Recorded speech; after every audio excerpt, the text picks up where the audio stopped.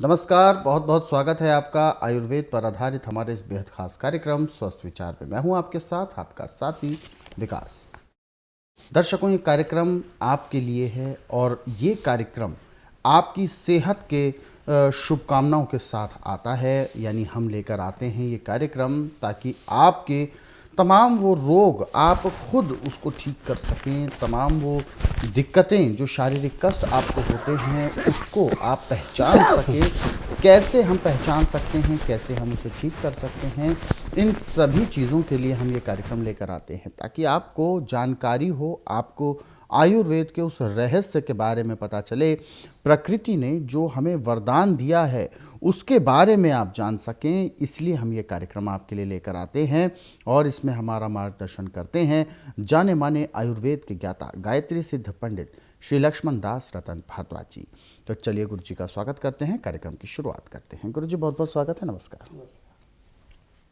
दर्शकों, आप सभी से हमारा अनुरोध रहता है कि जब भी आप इस कार्यक्रम को देखने बैठते हैं तो कॉपी और पेन लेकर ज़रूर बैठें, क्योंकि समय समय पर कुछ ऐसे अचूक नुस्खे, रामबाण उपचार आपको बताए जाते हैं जो आपके लिए कारगर साबित होते हैं, जीवन भर आपके साथ रहते हैं और आप उनका समय समय पर इस्तेमाल करके अपने शरीर के तमाम उन रोगों को, उन तकलीफ़ों को दूर कर सकते हैं।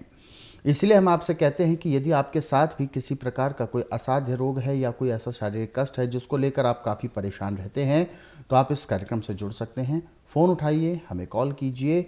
इसी कार्यक्रम में आपका सवाल लिया जाएगा या आप हमें व्हाट्सएप के ज़रिए मैसेज भी कर सकते हैं। व्हाट्सएप नंबर आपकी टीवी स्क्रीन पर फ्लैश किए जा रहे हैं। इन नंबर्स पर आपको मैसेज भेजना है। जो व्हाट्सएप नंबर है उस पर आप मैसेज भेज सकते हैं। नाम, उम्र, कहाँ से बात कर रहे हैं, पूरा सवाल हमें लिखकर भेजें। इसी कार्यक्रम में आपको मार्गदर्शन प्राप्त होगा। चलिए कार्यक्रम को की शुरुआत करते हैं और एक नए विषय पर आज चर्चा करते हैं। गुरु जी, आज के इस अंक में हम बात करेंगे बालों को लेकर। अक्सर जो आमूमन एक समस्या होती है बालों की, सबसे पहले झड़ने से शुरू होती है। और बालों का झड़ना एक तरह से समस्या ही नहीं है बल्कि एक तरीके का रोग है जिसको लेकर अधिकतर बुजुर्ग वर्ग हो, युवा वर्ग हो या कोई भी आयु उम्र की कोई भी सीमा हो, लेकिन उसमें ये समस्या उत्पन्न होती ही है। ख़ास तौर पर या तो पानी का उसका असर हो सकता है या और भी बहुत सी चीज़ें होती हैं। वही चीज़ें हम आपसे जानना चाहते हैं कि बाल हमारे जो झड़ते हैं उसकी असली वजह क्या होती है और उसका निवारण क्या हो सकता है आयुर्वेद के ज़रिए। देखिए, बालों को झड़ने का, बालों को सफ़ेद होने का, बालों के अंदर डैंड्रस होने का मुख्य कारण है आपका गलत खान पान।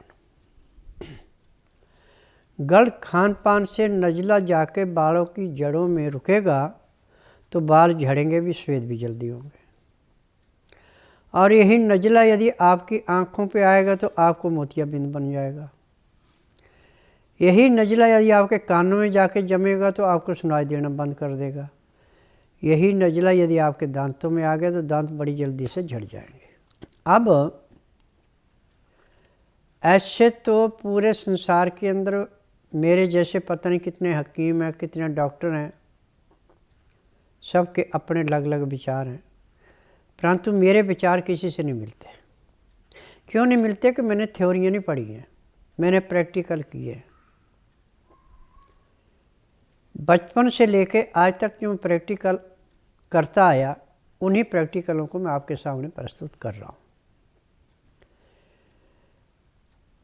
मौसम के अनुसार हमारे पास एक नहीं सैकड़ों ऐसी खान पान की वस्तुएं हैं जिनसे हम बालों को झड़ने से रोकते भी हैं और जिसकी खोपड़ी गंजी होती जा रही उसको भी दोबारा लहराते हैं।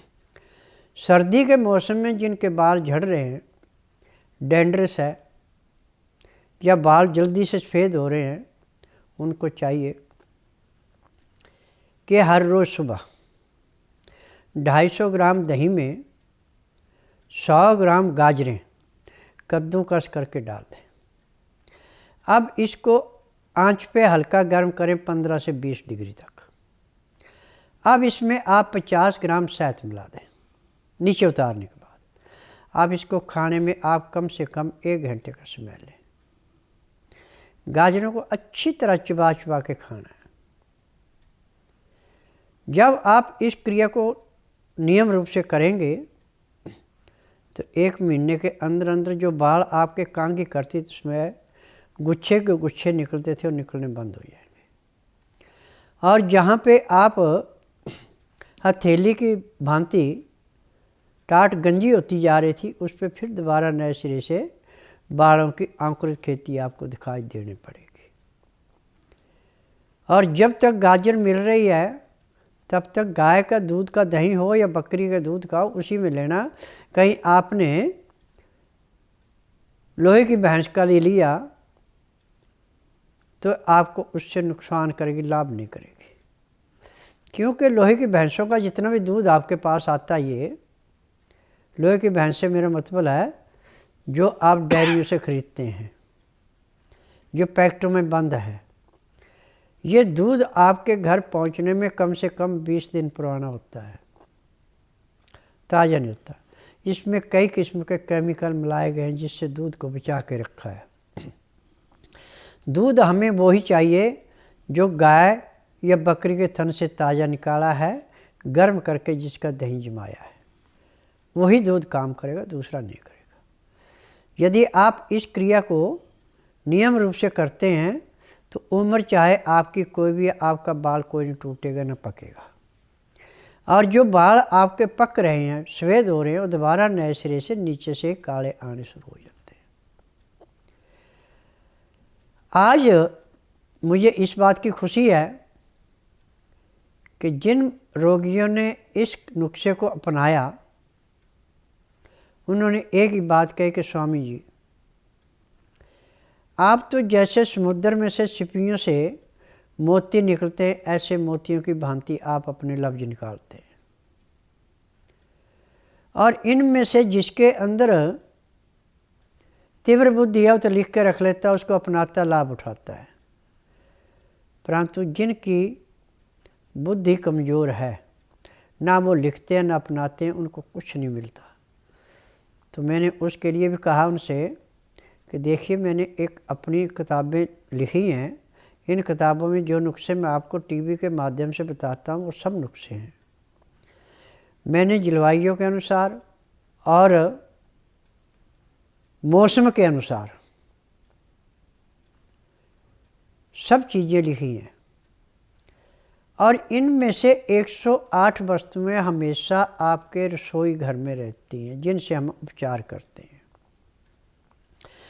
खाना खाते समय कच्चा प्याज यदि आप लहसुन, प्याज, अदरक तीनों लेते सोने पे सुहागन है तो अकेला प्याज भी 50 ग्राम सुबह 50 ग्राम शाम को सलाद के रूप में लेते हैं। उसमें हल्का सा काला नमक, काली मिर्च, नींबू का रस मिला के लेते हैं तो मैं आपको दावे से कह सकता हूँ कि ज़िंदगी में कभी भी आपको किसी डॉक्टर हकीम के पास जाने की ज़रूरत नहीं पड़ेगी, ना ही आपको रोग होगा। परंतु एक बात का ध्यान रखना कि खाना खाते समय 2 गिलास गर्म पानी जिसका 15 से 18 डिग्री टेम्परेचर हो, इसमें लहसुन, प्याज, अदरक का रस मिला के पीते हैं तो ज़िंदगी में कभी किसी डॉक्टर हकीम के पास जाने की ज़रूरत नहीं पड़ती। परंतु इसका तरीका है लेने का कि 2-4 गिराई खाना खाया, 2 घुट पानी पिया, 2-4 गिराई खाना खाया, 2 घुट पानी पिया। पानी पीने में, खाना खाने में 1 घंटा लगाते हैं तो ज़िंदगी में कभी आपको कोई रोग नहीं होगा। मेरा नाम वीरेंद्र सिंह है और इसी क्षेत्र का रहने वाला हूँ कि यहाँ पे कार्यक्रम होते हैं जिनके कारण ये समस्याएं जो है दूर हो सकती हैं। आप सब जनों की वजह से सफलता मिल जाएगी। मेरा नाम डॉक्टर वीपी वर्मा है। मैं केमिस्ट्री का प्रोफेसर रिटायर हुआ हूँ फ्रॉम NIT श्रीनगर कश्मीर और कुछ सालों से गुड़गांव में रह रहा हूँ। और ये मेरे वीरेंद्र सिंह हैं, ये मेरे बेटे हैं, ये मैकेनिकल इंजीनियर हैं और इनको 2014 में कुछ ट्यूमर, बड़ा हल्का सा ट्यूमर बताया और जब सर्जन के पास गए तो सर्जन ने कहा कि ये बहुत छोटा है और इसको डिस्टर्ब करने की ज़रूरत नहीं है। तो हमने लाइटली लिया और हम भी चुप हो गए कि कोई बात नहीं। बाद में 2019 में इनको बहुत बड़ा एपिलेप्सी का अटैक आया जिसमें ये बेहोश हो गए और घर वाले हम सब घबरा गए। फिर जब हॉस्पिटल में ले गए तो उन्होंने बोला कि भाई ये तो ट्यूमर है। और फिर एक हॉस्पिटल, फिर दूसरा हॉस्पिटल, गुड़गांव के जो बड़े बड़े हॉस्पिटल से सब डॉक्टरों से हमने कंसल्ट किया तो उन्होंने कहा कि भाई ये 3rd ग्रेड का ट्यूमर है और ये कैंसरस है, तो इसके लिए सर्जरी भी ज़रा मुश्किल है। पर एक डॉक्टर हैं पारस हॉस्पिटल में, वो डॉक्टर बड़े रिनॉन्ड सर्जन हैं, न्यूरो सर्जन, तो उन्होंने इनका ऑपरेशन किया इन दी 29 अप्रैल 2019 को। तो ऑपरेशन के बाद इलाज चलता रहा। उसके बाद रेडिएशन पे रखा इनको, रेडिएशन के बाद कीमो दिया पर कोई विशेष लाभ नहीं हुआ। फिर अंत में उनके साथ रहते रहते ऐसा लगा कि डॉक्टर भी अपनी विवशता एक्सप्रेस कर रहे थे कि भाई अब क्या किया जाए। एक कोई लास्ट में दवाई बताई कि एक दवाई है पर उसका ये करैक्टरिस्टिक है कि अगर वो दवाई ठीक लग जाए तो पेशेंट ठीक हो जाता है, पर अगर ना लगे तो पेशेंट का लाइफ जो है वो भी ख़त्म हो जाता है। तो उसको हम करने के लिए तैयार नहीं थे। तो इन द मीन टाइम बाबा लक्ष्मण दास जी के बारे में पता लगा। हमारा बेटा एक US ह्यूस्टन में है सॉफ्टवेयर इंजीनियर, तो उसने इनका एक मुझे लिंक भेजा और वैसे भी हम टीवी में देखते थे इनको और इनका प्रोग्राम सुनते थे। तो फिर इनको कांटेक्ट किया तो इन्होंने कहा भी आप हमारे पास रोगी को लाइए, उसकी नब्ज़ दिखाइए, उसके बाद देखते हैं। तो इनको नब्ज़ दिखाने के लिए आया और ये बाबा जी ने बड़े प्रेम से नब्ज़ देखी और उनके लिए कुछ दवाइयाँ लिखी और दवाइयों के साथ साथ मालिश के लिए भी हर्बल ट्रीटमेंट दिया। और मुझे कहते हुए बड़ी प्रसन्नता हो रही है कि 23 नवंबर 2019 को हम बाबा के पास आए थे और उसके बाद धीरे धीरे जो बेटा हमारा हिल नहीं सकता था वो अब धीरे धीरे चलने लगा है। और इतना ही नहीं, अब थोड़ा खाने पीने भी लगा है। और हम इस मामले में बाबा जी के बड़े धन्यवादी हैं जिनके एफर्ट से हमारा समझो गया हुआ बेटा का पुनर्जन्म हुआ है। और मुझे पूर्ण आशा है कि बाबा जी की गाइडेंस में ये कुछ ही दिनों में पूर्ण रूप से स्वस्थ होगा और हमारे परिवार में खुशी का माहौल होगा। तो मैं प्रार्थना करता हूँ कि हे भगवान, बाबा लक्ष्मण दास जी को दिन दुगनी रात चौगनी अपने परोपकार में सफलता दे और बाबा जी की आयु जो है वो अति दीर्घ हो और स्वास्थ्य भी इनका बहुत अच्छा रहे। और एक चीज़ मैं और कहना चाहता हूँ जो बाबा जी से पता लगा है कि बाबा जी 92 वर्ष के हैं और ये अनाज भी नहीं खाते हैं और इसके अलावा काम इतना करते हैं कि जिसका वर्णन करना मेरे जैसे आदमी के लिए तो संभव नहीं है। मैं बाबा जी के लिए प्रार्थना करता हूँ भगवान से कि सदा ही ये लोगों के दुख निवारण करते रहें। एक कॉलर है हमारे साथ लाइन पर, आइए बात करते हैं उनसे, जानते हैं क्या है समस्या। हेलो। हेलो, नमस्कार, क्या नाम है आपका? नमस्कार, मेरा नाम तो हंसा है। कहाँ से बात कर रही हैं आप? राजस्थान से। अपना सवाल पूछिए, क्या है आपकी समस्या? मेरी समस्या है, मेरा बेटा है 20 साल का, जो 4 साल से कोमा में है, नहीं बोलता है, नहीं चलता है, नहीं कुछ भी करता है। जी, देखिए, कोमा तो होता है सिर्फ पैसे कमाने के लिए। जब डॉक्टर दवाइयाँ ऐसी देते हैं जिससे दिमाग को सुन रखते हैं, होश में आने नहीं देते, तो कहाँ कोमा से निकलेगा। इसका उपचार टीबी के माध्यम से नहीं हो सकता है। यदि आप बुधवार छोड़कर गुरुवार से लेकर मंगलवार के बीच में मेरे आश्रम में लाएं, और जिस दिन लाना उस दिन रात्रि 10 बजे के बाद इसको कुछ भी खाने पीने को नहीं देना। बड़ी इलायची मुंह में रख के चूसने के लिए दे सकते हैं, बाकी कुछ भी देने की ज़रूरत नहीं है। सुबह 9 से 10 के अंदर इसका नामकरण कराएं। 10 से 12 में नाड़ी परीक्षण करूँगा।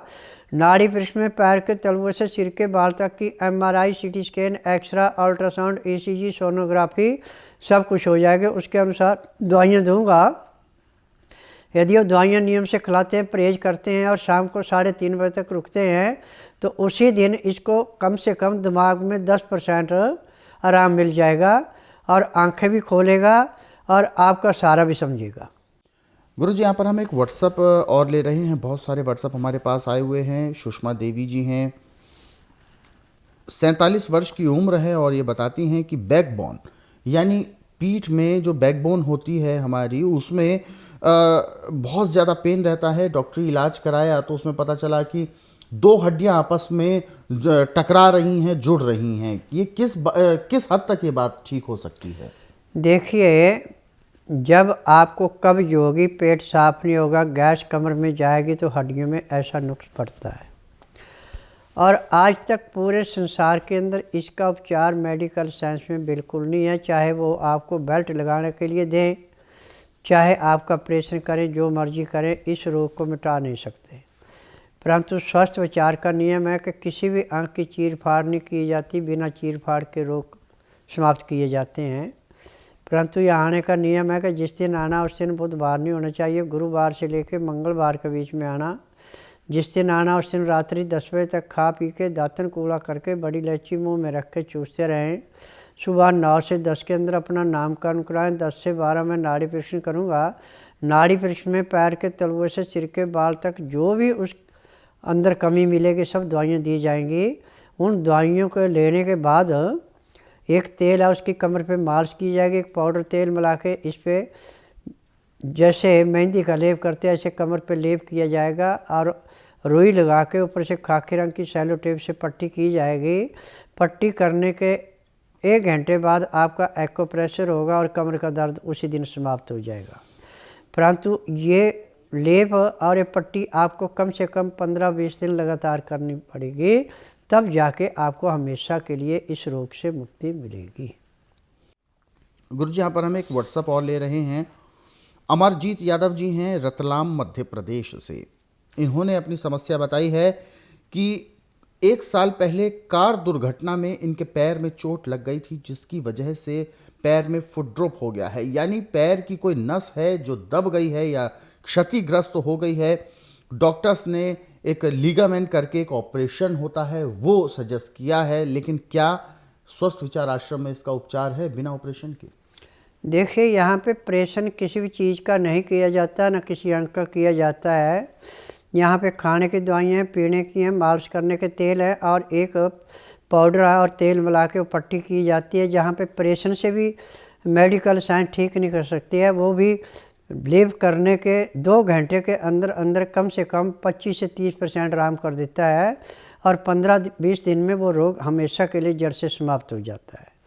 यदि आप अपना इसका उपचार करवाना चाहते हैं, ऑपरेशन से बचना चाहते हैं, तो आप बुधवार छोड़कर गुरुवार से लेकर मंगलवार के बीच में मेरे आश्रम में आइए। जिस दिन आश्रम में आना उस दिन रात्रि 10 बजे तक खा पी के दातन कूड़ा करके बड़ी इलायची मुंह में रख के चूसते रहें। सुबह 9 से 10 के अंदर अपना नामकरण कराएं। 10 से 12 में नाड़ी परीक्षण करूँगा। नाड़ी परीक्षण में पैर के तलुए से सिर के बाल तक जो भी आपके अंदर कमी पाई जाएंगी वो दवाइयाँ दूँगा। यह दवाइयाँ आप नियम से लेते हैं, परहेज करते हैं, जिस दिन आश्रम में आएंगे उसी दिन आपको कम से कम 10 से 15% आराम जरूर मिलेगा। एक और कॉलर हैं हमारे साथ लाइन पर, आइए बात करते हैं। हेलो। नमस्कार सर। जी नमस्कार, क्या नाम है आपका? श्यामलाल सर। श्यामलाल जी, कहाँ से बात कर रहे हैं आप? जम्मू से बोल रहा हूँ। अपना सवाल पूछिए, क्या है आपकी समस्या? गुरुजी सुन रहे हैं आपको। बीपी शुगर है, हार्ट ब्लॉकेज है। बीपी, शुगर और हार्ट ब्लॉकेज है जी। देखिए, जब आपका लीवर पचाएगा नहीं तो पैंक्रियास इंसुलिन कहाँ से बनाएगी? जब पैंक्रियास इंसुलिन नहीं बनाएगी, पित्ते में तेजाब बढ़ेगा, खाया पिया आंतों में जाके सड़ेगा, कब्ज होगी, गैस रुकेगी, बीपी बढ़ेगा। ये सारे रोग जितने भी लीवर से होते हैं, इसका उपचार टीवी के माध्यम से नहीं हो सकता है। आप बुधवार छोड़कर गुरुवार से लेकर मंगलवार के बीच में मेरे आश्रम में आइए। जिस दिन आश्रम में आना उस दिन रात्रि 10 बजे तक खा पी के दातन कूड़ा करके बड़ी इलायची मुंह में रख के चूसते रहें। सुबह 9 से 10 के अंदर अपना नामकरण कराएं। 10 से 12 में नाड़ी परीक्षण करूँगा। नाड़ी परीक्षण में पैर के तलुए से सिर के बाल तक की MRI, CT scan, X ray, ultrasound, ECG, sonography सब कुछ 5 सेकंड में हो जाएंगे। फिर उसके बाद मैं बताऊंगा आपको कि आपको ये रोग है, इतना पुराना है, उसके अनुसार दवाइयाँ दूंगा। दवाइयाँ खाने की हैं, पीने की है, मालिश करने के तेल है, आँख में नाक में डालने की दवाई है। यदि वो नियम से लेते हैं और शाम को 3:30 बजे तक रुकते हैं तो उसी दिन आपके हर एक रोग में कम से कम 15 से 20% आराम मिल जाएगा। महीने 1.5 महीने में आपको रोग बिल्कुल समाप्त मिलेगा और किसी दवाई खाने की ज़रूरत भी नहीं पड़ेगी। गुरुजी, आप हमारे स्टूडियो में आए, दर्शकों को इतनी बेहतर जानकारी दी, अपना कीमती समय आपने हमें दिया, आपका बहुत बहुत धन्यवाद। नमस्कार। दर्शकों, आज के इस विशेष कार्यक्रम में बस इतना ही। अगले अंक में आपसे फिर होगी मुलाकात एक नए विषय के साथ। तब तक के लिए मुझे दीजिए आज्ञा। नमस्कार।